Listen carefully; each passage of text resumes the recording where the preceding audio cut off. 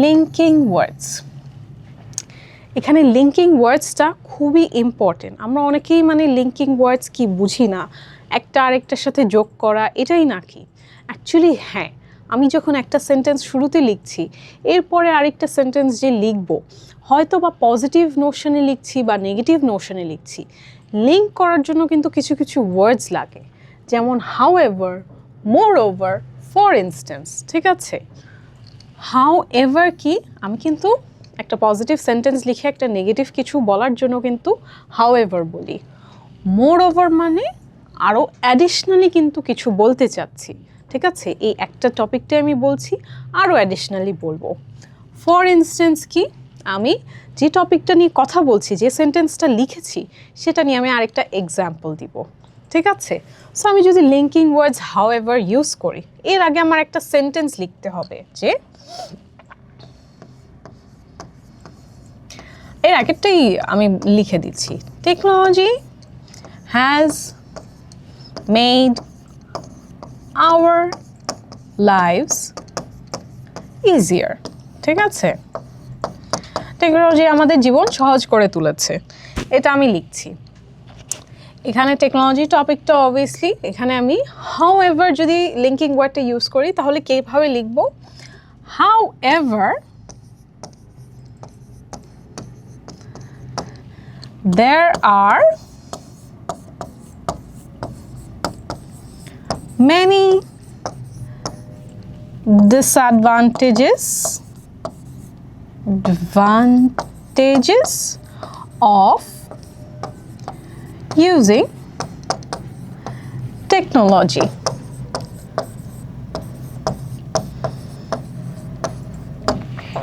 So আমি এখানে কি ইউজ করলাম, হাউএভার ইউজ করলাম। হাউএভার কি বলেছিলাম, নেগেটিভ নোশন বোঝানোর জন্য। সো আমার টপিকটা সেন্টেন্সটা কি ছিল, technology has made our lives easier. Technology আমাদের জীবন সহজ করে তুলেছে, এটা সত্যি কথা। এরপর কি বলেছি, হাউএভার। ঠিক আছে, however there are many disadvantages of using technology.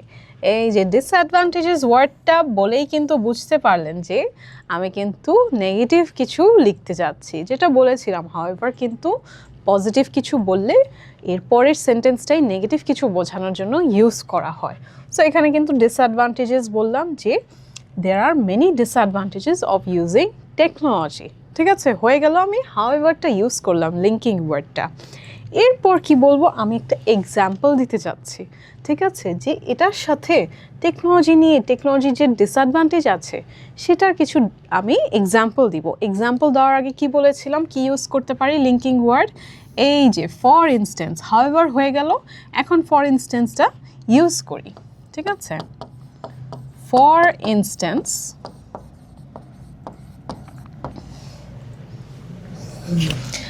children have become addicted to playing online games rather playing outside.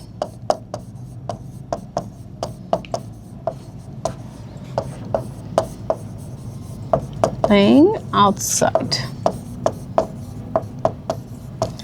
ঠিক আছে, এখানে আমি লাস্টে কি লিখলাম, এক্সাম্পল দিয়েছি। ডিসঅ্যাডভান্টেজটা কি টেকনোলজি, ওটা নিয়ে এক্সাম্পল দিয়েছি। ফর ইনস্ট্যান্স কি, এক্সাম্পল দেওয়ার জন্য ইউজ করা হয় এই লিঙ্কিং ওয়ার্ডটা।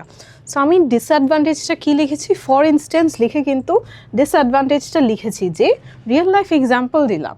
Children have become addicted to playing online games rather than playing outside. যে বাচ্চারা কিন্তু এখন সবসময় অনলাইনে গেম খেলতে থাকে, ফোনে হোক কম্পিউটারে হোক, তারা কিন্তু খুবই অ্যাডিক্টেড বাচ্চারা অনলাইন গেমে।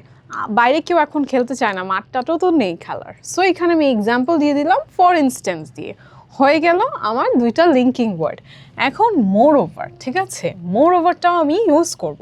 মোর ওভার কী বলেছিলাম, যখন অ্যাডিশনালি কোনো একটা লাইন এর আগে লিখেছিলাম, তার সাথে আরও অ্যাডিশনালি কিছু তথ্য দিতে চাচ্ছি, তখনই কিন্তু মোর ওভার ওয়ার্ডটা ইউজ করব। সো মোর ওভারটা আমি ইউজ করি, Moreover,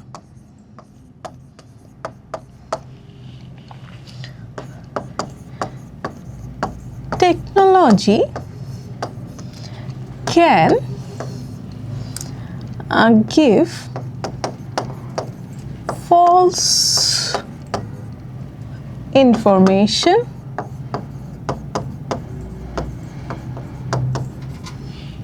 to misguide us.